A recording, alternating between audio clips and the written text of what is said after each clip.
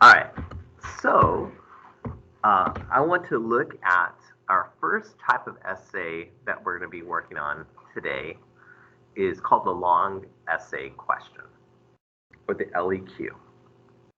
And in the directions of this PDF of this file that I posted in Teams that you're looking, it's called Long Essay Question Notes.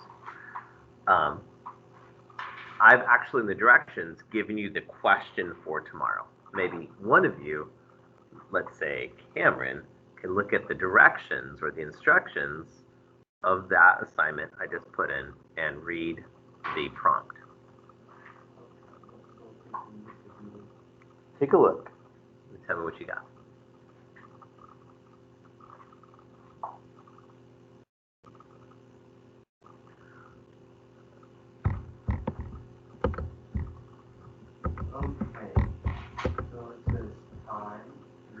Okay, so not the document. Look at the instructions or the directions. Analyze similarities and differences in the causes of two of the following revolutions. The American Revolution from 1775. Yeah, you don't have to read the dates, that's fine. All right, so this is what your essay is. So I'm giving you the question ahead of time. This is what you're going to write your essay on tomorrow. But what I want to do is kind of just give you some time going over how to write what is called a long essay question, what's expected of you, and how to score an appropriate way. So for this essay question, you're going to get a grade of 0 to the least you can get, to the maximum you can get is a 6. A 6 would be a perfect score. And so if there's 6 points on the rubric, that means each one of those points is worth about like 17 regular points or whatever.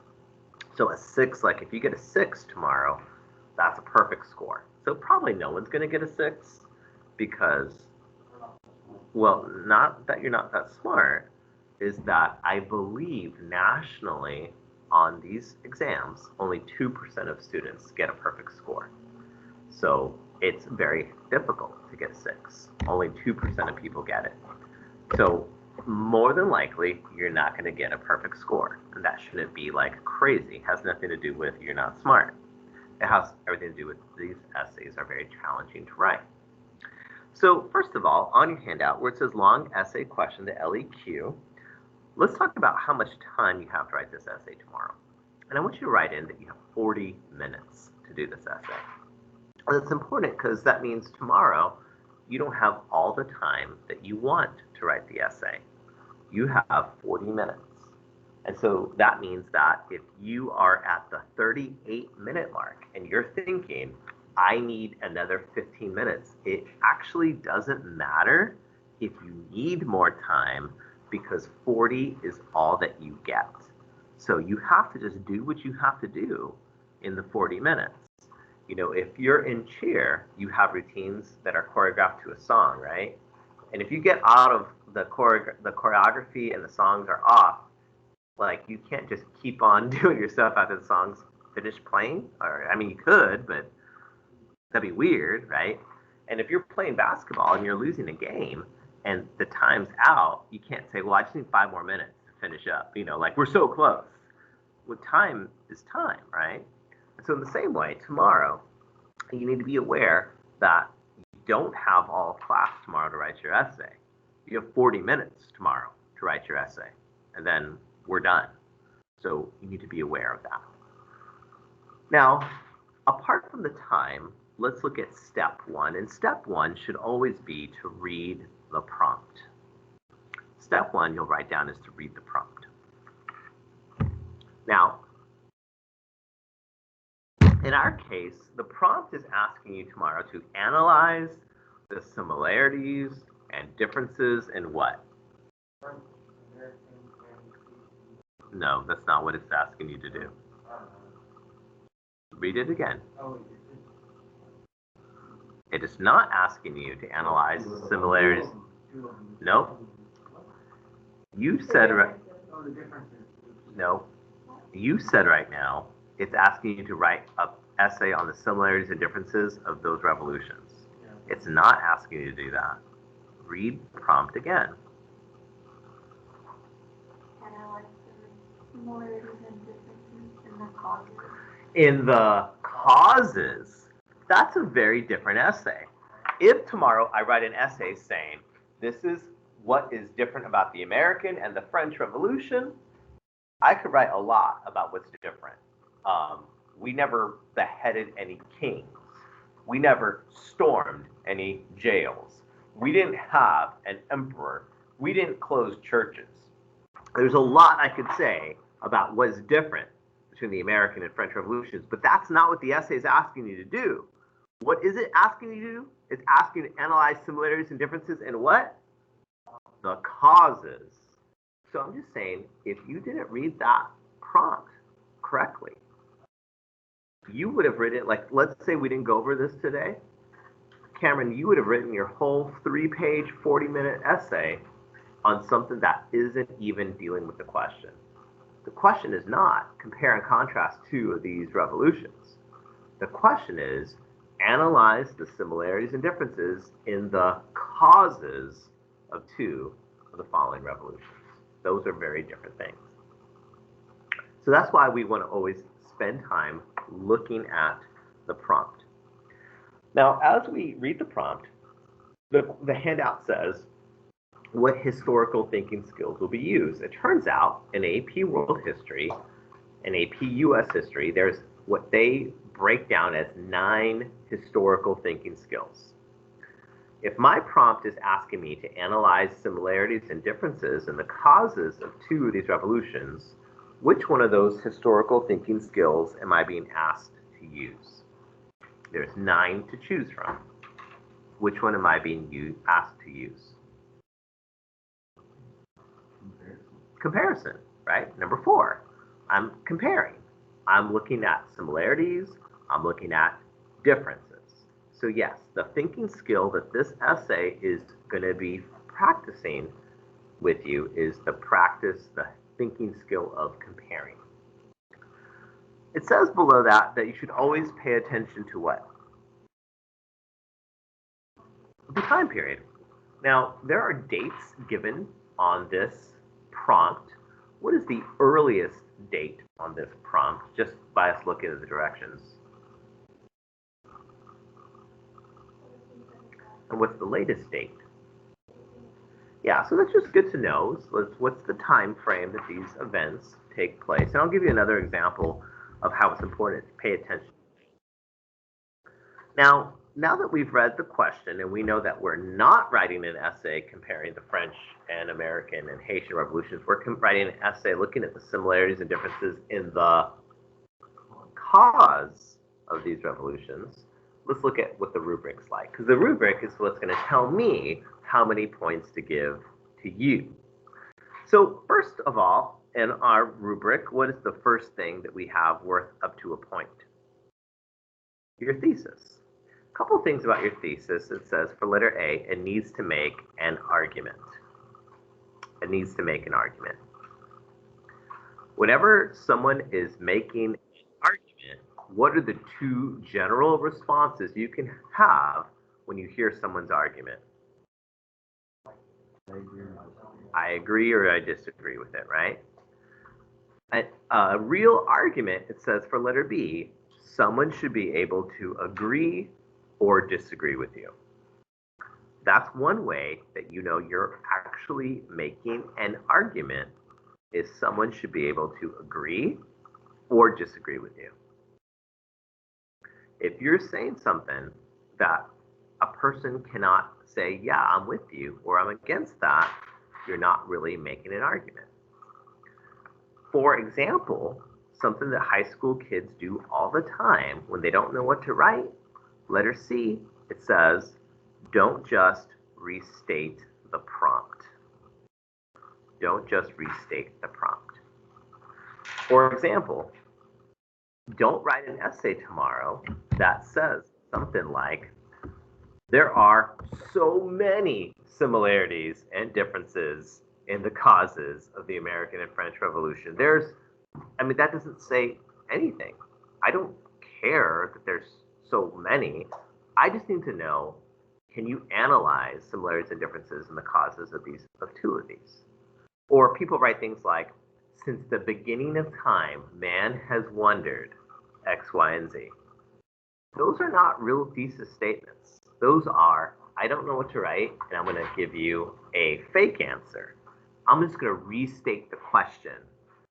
Don't restate the question. I want you to make an argument. Tomorrow, you need to give me an argument about what are some similarities and what are some differences in the causes of any two of those revolutions that you want to have. And then you're going to write that on paper tomorrow in class. That's going to be great. Now, it says for letter D, a good thesis offers specific evidence.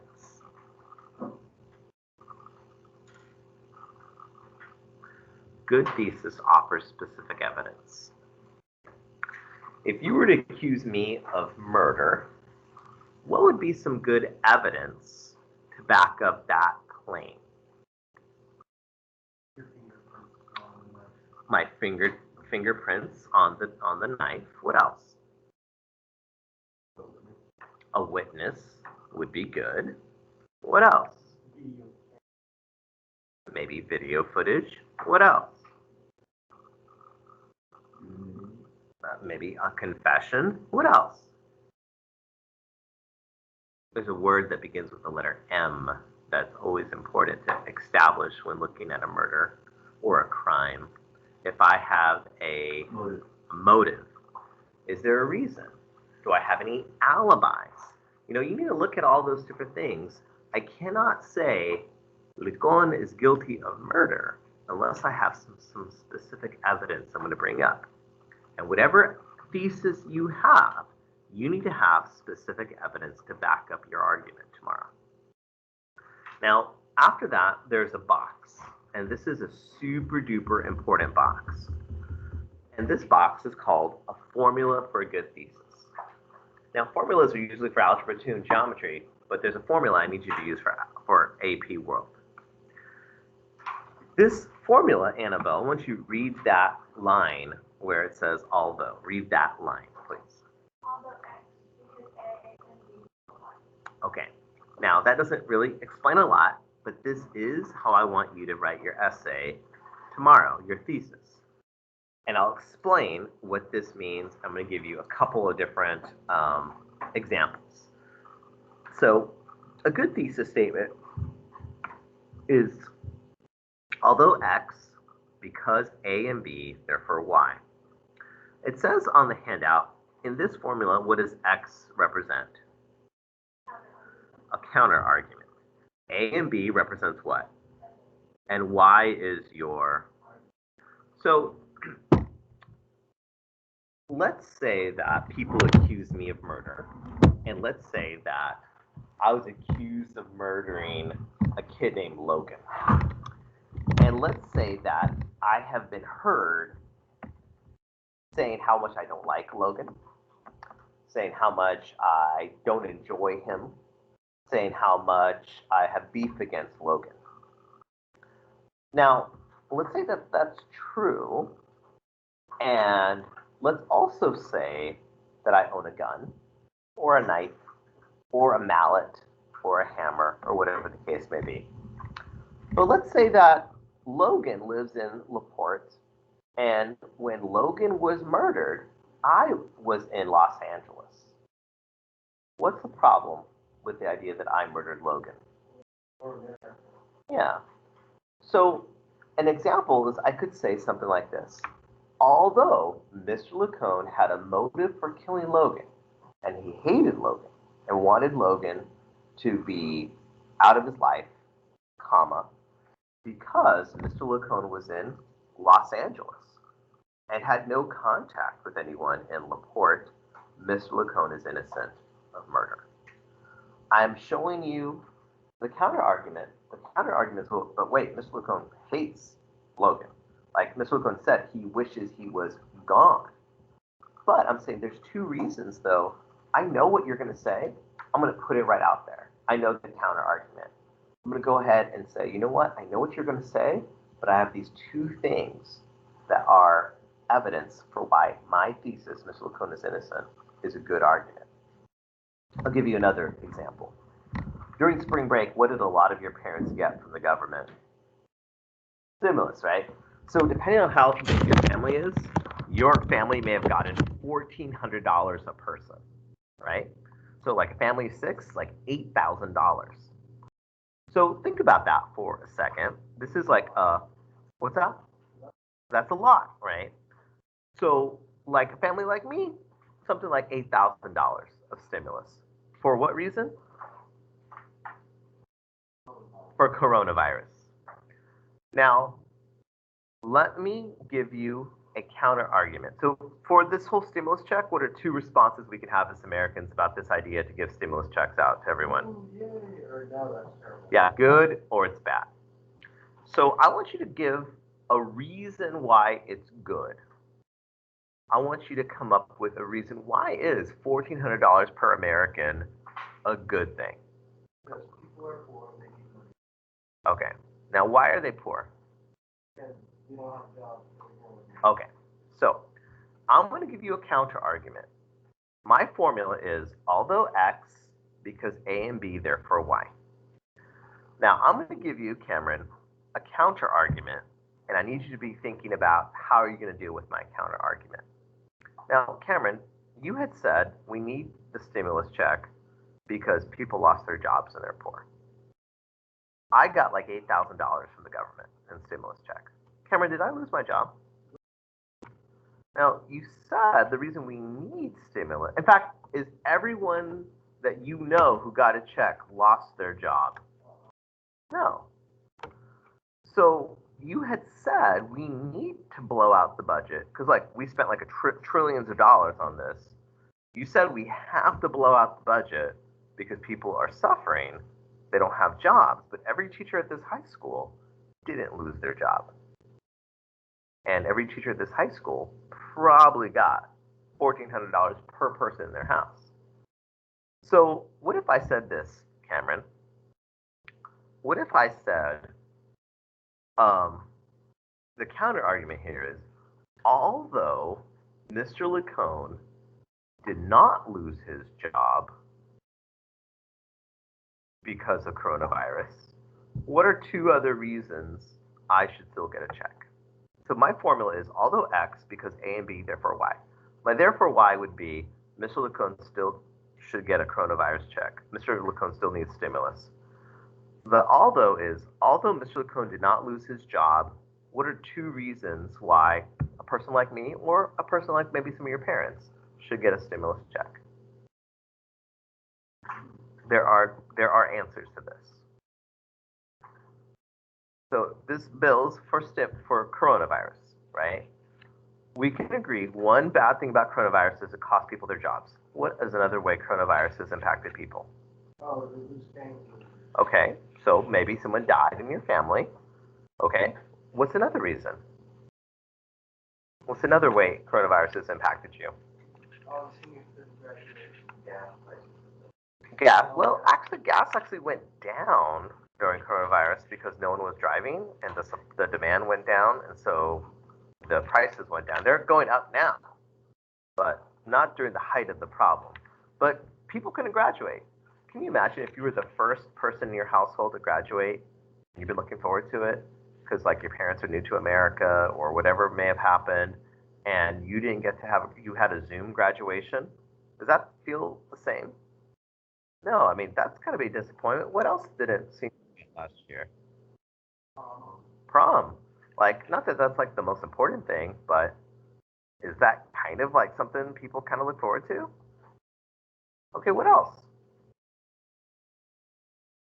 So far we have coronavirus cost jobs, prom, and graduation. And some people died. Is there any other things coronavirus did that impacted people in America? Or is that all? Make people better at using technology. Okay, but that's not like It's not a bad thing. right. So we want to list bad things that would justify me getting $1,400 per person in my family. We have people died, no prom, no graduation. What else?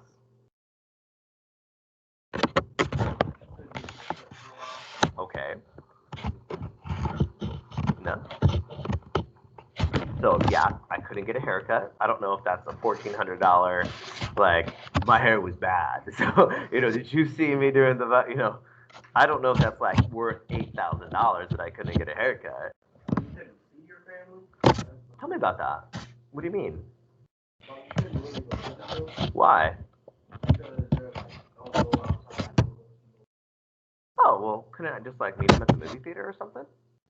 Oh yeah, a lot of companies had to shut down. People going there, Okay. like amusement parks.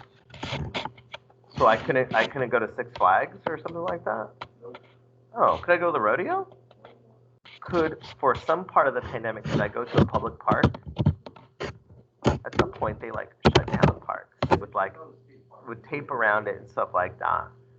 Were some of your family vacations canceled or postponed last summer? What's that? And that got canceled or postponed, right? We couldn't go to movie theaters. We couldn't travel in the same way. What else couldn't you do in August of this year for the first 3 weeks? You could not physically go to school. And when we shut down, actually last spring, how did that impact a lot of kids' grades? They dropped. So what if I said this? And let's say also, Cameron, you said some people died. What if your grandma died last June? What did that practically mean for you when grandma has died? I know. And what do you usually have after a person dies? What was different? Couldn't have a funeral? What if your grandma was dying of COVID in the hospital? Could you go say goodbye? You couldn't.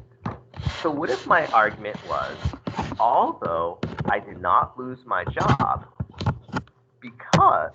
although I never lost my job from COVID, because I had to work from home, because I couldn't go to my uncle's funeral, because the government forced me to cancel my travel plans, therefore, I deserve a stimulus check.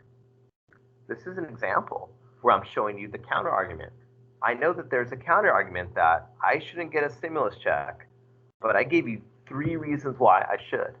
Because I couldn't go to my uncle's funeral, I had to work from home, my children had to school online, my children's grades suffered, I had to cancel my plans, the government told me I couldn't go to the movie theater or a park. I think you should compensate me for being locked down for 6 months. So that's an example of a good thesis. I showed I'm aware of the counter argument. I gave you reasons why it doesn't matter. And I said, therefore, Mr. Lacone deserves a stimulus check. There's a history-related one.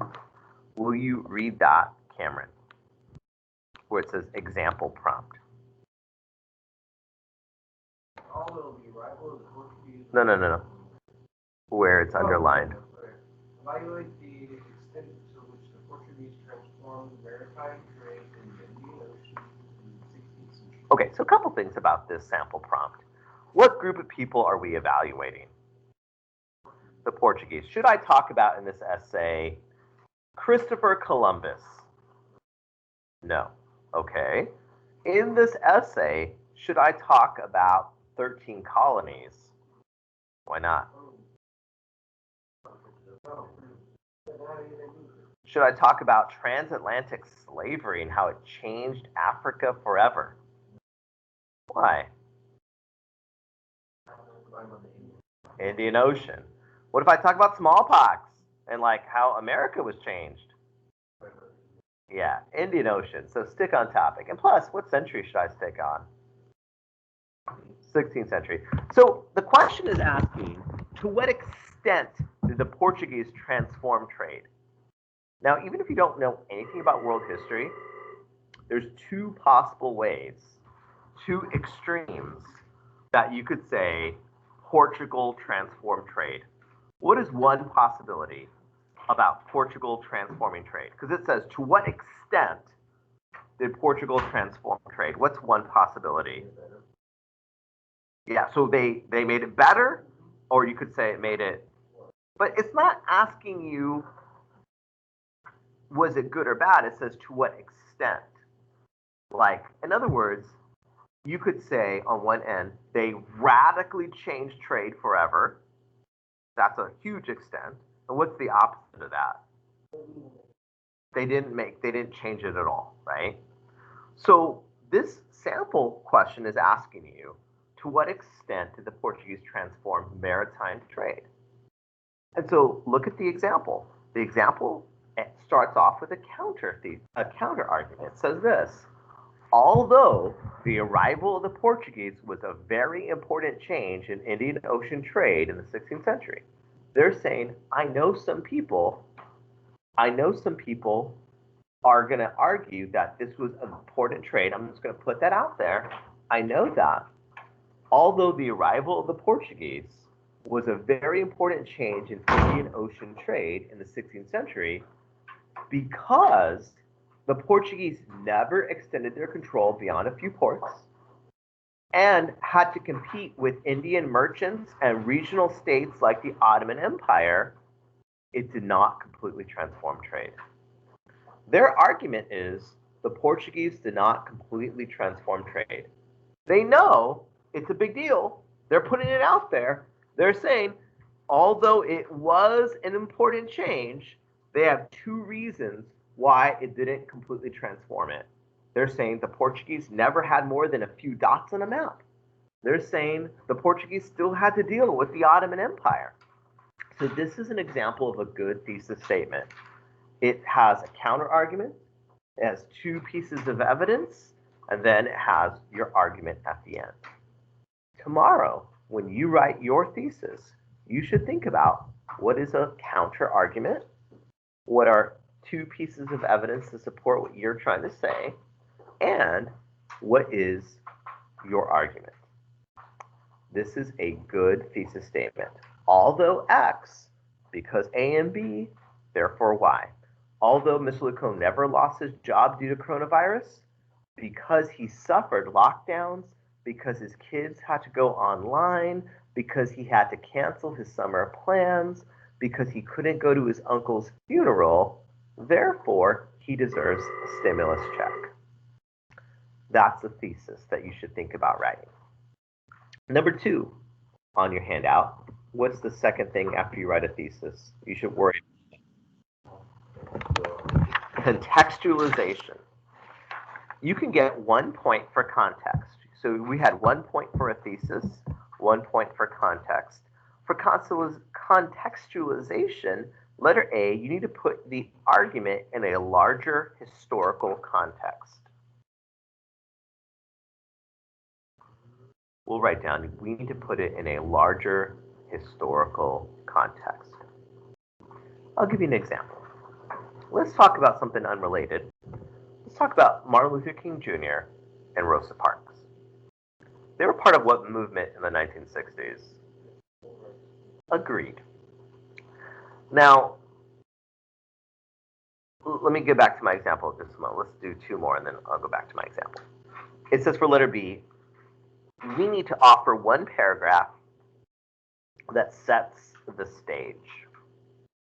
1 paragraph that sets the stage. So like if we're about to talk about Rosa Parks and what she did and Martin Luther King Jr. and what he did, we need to have a paragraph talking about the civil rights movement, right? But we might need to also even ask, why was there a civil rights movement? For letter C, we should offer some background that should be 50 to 100 years before. 50 to 100 years before. In other words, we need to back up a little bit to kind of explain what was happening 50 years before the civil rights movement. Maybe you need to go 100 years before the civil rights movement. We can do both. with Martin Luther King Jr.? I'll give you an example. You told me that Martin Luther King Jr. and Rosa Parks were part of the civil rights movement. Agreed. What happened 100 years before? In the 1960s, we had the civil rights movement. What was going on in the 1860s that relates to the civil rights movement? Yeah, there's a civil war. You had enslaved people being free, and they were getting rights that they had not had in 400 years.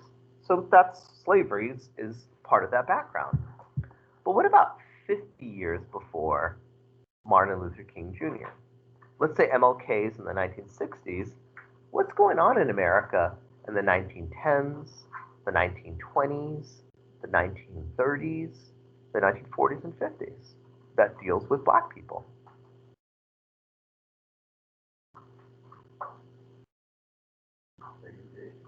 Segregation was. There's another expression, I don't know if you know it, it's called Jim Crow laws.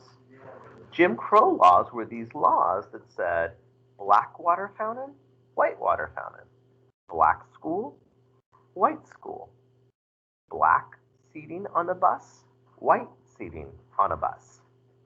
So the context of MLK was 100 years before, black Americans were enslaved and they finally got their freedom. The context of that even closer was Jim Crow laws. Even though the black person was free, practically they couldn't vote. Even though they were free, practically they were in danger of being lynched. They were in danger of being abused. They wouldn't get the job. So there's context there. What is the context of the American Revolution? What happened leading up to the American? What happened 50 years before the American Revolution that makes it even a thing?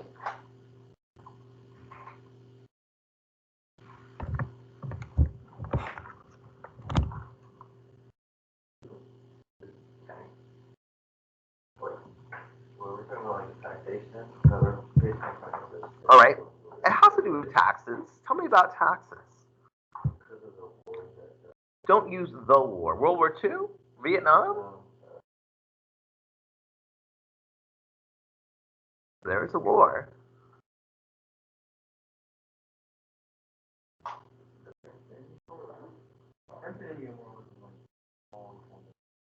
So there's two names for it. You can call it the French Indian War or the 7 Years' War. They're the same thing.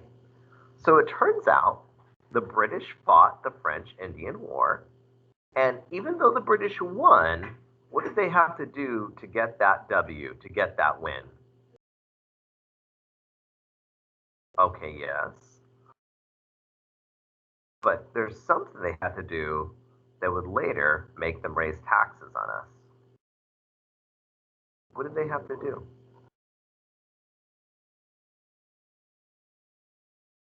Did they have the money to fight the French Indian War? So what do you do when you need something? Yeah, you charge it, right? So it turns out the British fought this war with France, called the French Indian War. Though the British won, which is cool, but they had to put it on the British Empire charge card. And what do you have to do after you blow out the spending? You have to pay it back. And so the British say, you know what we think we need to do to the American colonies to pay back all this money we just charged? What do we need to do to them? We need to raise taxes, right? So that's the context. What's the context of the American Revolution?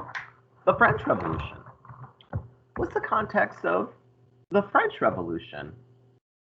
What happened right before the French Revolution that allowed it to kind of come to a head?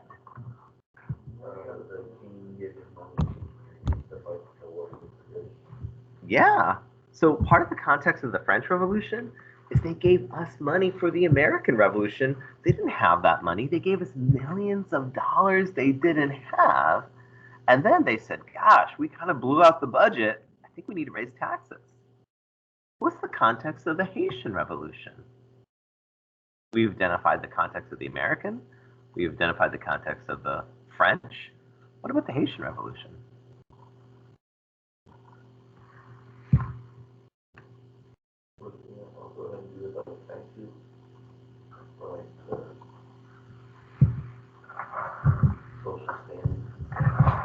Okay, tell me about social standing. What do you mean? Like there's white people and then there's the rich, free, like colored people. Yeah. And then there's the poor white people. Okay. And they all got along? So actually, this is an interesting point you're making, because you're not making a point about money necessarily. You're making a point about social groups not getting along. And so I think you're maybe arguing, which I think is true, that there may be a money context, but there's also a social context. What were those groups in France that didn't get along based on different social groups?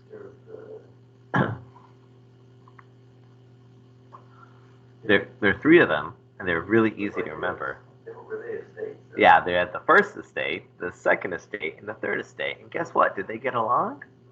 No. Well, two of them did. The church and the nobility got along, because who were they always manipulating? Yeah. So actually, Logan, I think you're making a good point. I have been trying to give you a money context, but you can also look at it a different way and say, actually, Lacone, I think there's more important than money. There's a social context. I think the French Revolution happened because there's social groups that were not getting along, and it was so unequal. It was like bound to have a revolution. And Lacone, I think it's not necessarily about money in Haiti. I think there's 4 groups on that island that don't get along. And if it's not fair, what are 4 groups that don't get along is never fair going to do? What are they bound to do with each other? Fight. So maybe, Logan, I think you're making a point I've not made all day, but I think is an argument you could make. There's more important than a financial background. There's actually a social background to the revolution. What might be a philosophical background to the revolutions? So, well, the French they stopped relying on the church and they were more on the Enlightenment. Yeah, that's true. The Enlightenment, that's the only philosophy we've mentioned for weeks. Usually when I ask what philosophy helped revolutions, there's like blank stares, including all day today, where I think this is maybe one of the few times someone has used the E word, the Enlightenment. Usually just like philosophy, I don't even know what that means. So you talk about how the Enlightenment is part of the background. On the homework you got last night, there was how many passages you had to read? And what was the furthest back it got from Jefferson, roughly? Jefferson was 1776. When was Rousseau's document? You can look at it. I don't think I've collected. I need to. Yeah, so Rousseau, so Locke was 1690. That's about 100 years before Jefferson. And according to the Rousseau, when did he write that one? You can get it out because you're going to turn this in. When did Rousseau write Social Contract? Yeah, is that right before the Revolution? Is that right before the Revolution? 1760? Is that within 50 years of the Revolution? So maybe, I don't know. That's part. You could also say there's all kinds of ways you could like paint the background, right? You could say, oh, it's just about money. It's about taxes. Or you could say, no, I don't think that at all. I think actually it's about philosophy, and that if these background wasn't around, there'd be no American, no French, no Haitian Revolution. Or maybe like Logan, you could say it's not about any of that. It's actually about social groups who don't get along. And that's the reason why you have a French. So there's like various ways you can argue. And I could say, Logan, I disagree with you because of X, Y, and Z. But that's what Logan's doing. He's making an argument. A good argument is something that you can agree with. Or you can say, Logan, you're completely wrong. Letter D, you should offer specific historical evidence.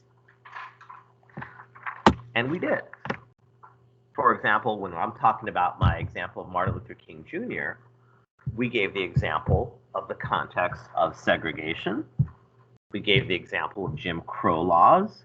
We are offering specific evidence. When Logan throws out the word enlightenment, what are two writers he could mention by name to back up that idea? John Locke and Rousseau.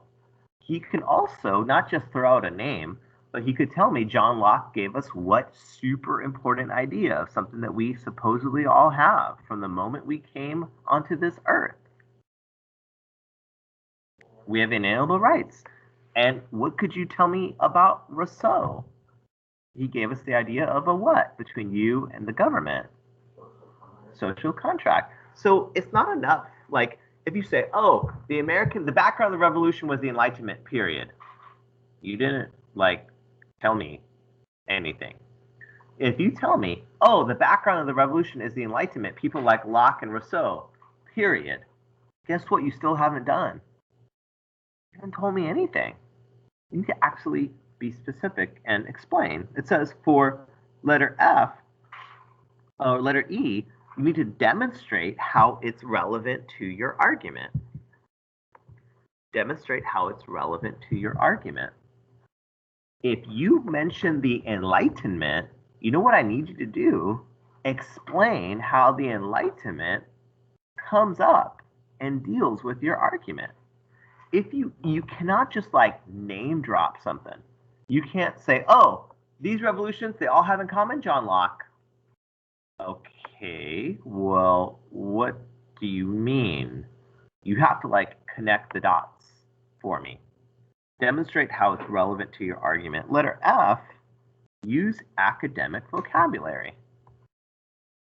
For example, the Enlightenment, that's academic vocabulary. What is it called in France where I believe that I should rule because God put me in charge?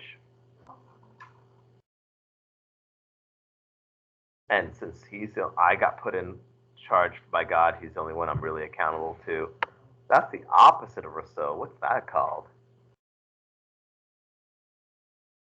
What's an adjective for God, dealing with God? Divine. So that's there's something called the divine right of kings. That's academic vocabulary. The Rousseau of the Enlightenment accepted or rejected divine right of kings. It rejected it because Rousseau says, no, you didn't get ultimate rule from God, you got it from the people. And if you don't do us right, then we are the ones that fire you. So you need to use academic vocabulary. You need to use the words, the people that we have been talking about by name. Letter G, you need to explain how these events set the stage. Again, the whole big background is how are you using all of this to set the stage?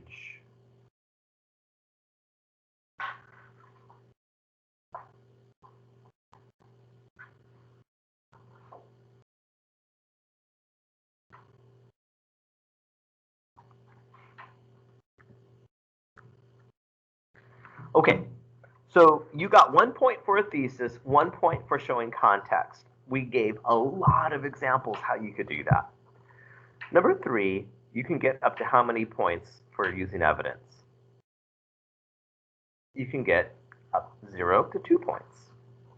So you can get either 0, 1, or 2 points. How do you get 1 point? Well, for number 3, it says 1 point for describing evidence related to the prompt, and then there's 2 blanks below it. For number 1, for number 3, letter A, number 1, you'll write down name the evidence. For number 1, below letter A, you'll write down name the evidence. And below it, number 2, we'll write down define the evidence. Name it and define it. I'll give you an example about what I mean. If I ask you, if you were telling me rather, if you're making the argument that the Enlightenment is one of the causes of the French Revolution. You named it, but what else do you need to do? How would you define the Enlightenment? We've used this term a bunch. How would you define that? Okay, give me a little bit more. Like, you're on the right track. But like, honestly, if someone walked up to you and said, hey, I just want to let you know, the Enlightenment's the age of reason, and walked away, would you be like, oh, okay, cool? Like, would you like know what that means? I mean, rationalizing. Rationalizing what? Like math?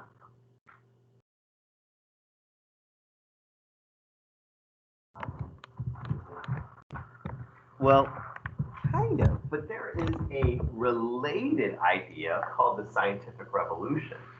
So, for example, what happens first is people get tired of, oh, why do we believe the Earth's the center? Because we've always believed it. We'll just go with that. And people said, no, I think there's actually reasons why the Earth is not the center. And we started saying, I bet there's rules of science and rules of math. We call that the scientific revolution. And then people said, if there's rules of math and science, I bet there's rules of government and human relationships.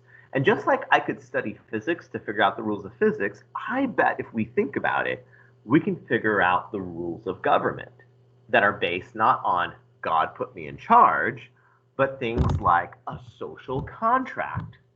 Why do you have T-Mobile? Why do you have Apple? What if you try to cancel your contract with Apple or your iPhone or whatever, and they said, sorry, God put us in charge of your contract, you can't change it. You'd be like, well, what does that even mean? Well, I just know it's true. You'd be like, no, if you don't do your end, I am not going to pay my end. We're done here. So the Enlightenment is an age of reason, but it's when people wanted to apply rational laws to government. They believed that there was rules. And it turns out it's kind of like anything, that if you don't do there's cause and effect. It's based on reason and rules. So you need to not just name it, you have to define it. But that's still not enough for 2 points. It says on the handout, you can get 2 points for arguing with the evidence in relation to the prompt. In other words, if I say, you know what, the French Revolution was based on the Enlightenment, which was a stress on finding out the rules of government, period. Well, that's good, but I didn't specifically tie those things together, right? I need to go further and say, once France accepted the Enlightenment, they began to question what they had been always taught, that the king is in charge no matter what, and they began to reevaluate whether they should just submit to the king blowing out the budget and living in Versailles and getting whatever he wants. I'm going further. I'm actually connecting it and saying, how does that apply? So it says on the handout, you get 2 points for arguing with evidence.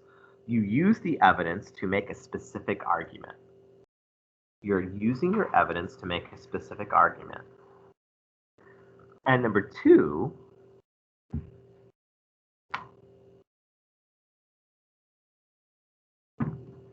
you use the evidence to make a specific argument. And number 2, you relate your evidence to your thesis.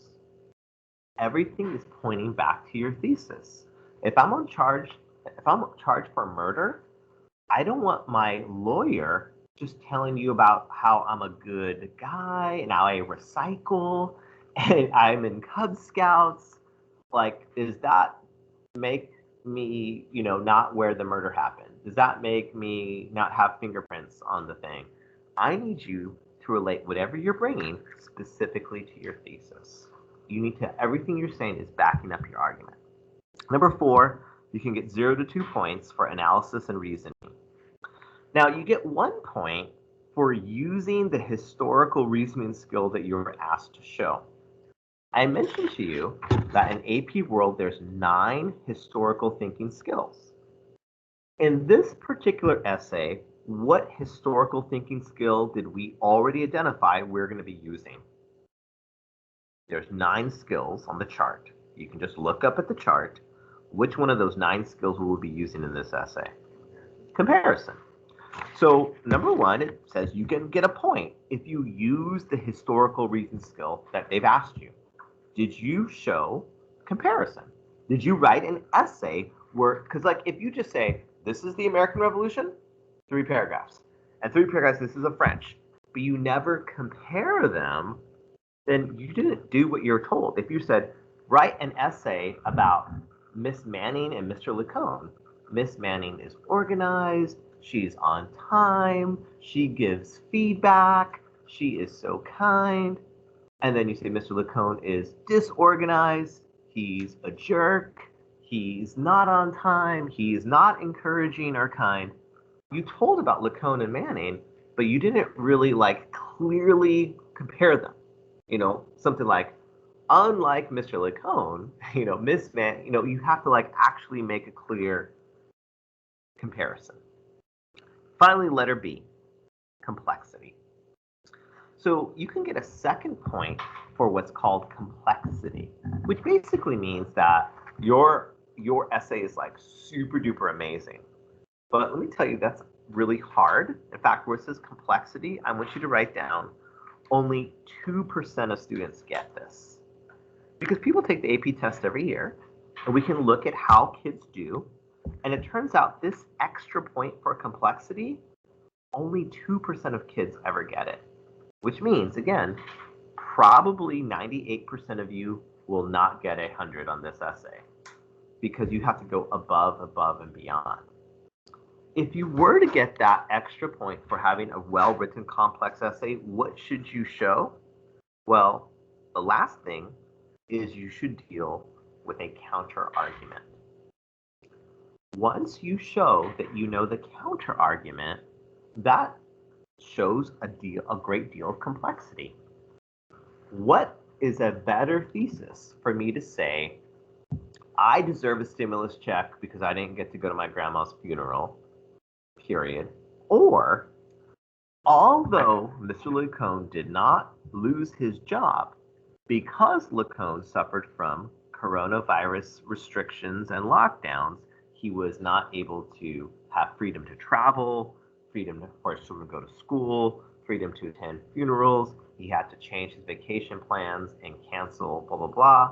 Therefore, he deserves a stimulus check. The one that I did the formula, I did the formula of although X, because A and B, therefore Y, I am showing that I know there's a counter argument. Although money and taxes is an important part of the revolutions, because social structures in France and Haiti were the real cause of the revolutions, it's important to see social issues as the cause. You know what I'm saying? Like, once you show that you know that there's a counter example, once you show that there's a different point of view, but your evidence is so good, it doesn't even matter, that is a good essay. With that, we are done with this handout. Make sure that you submit that right now.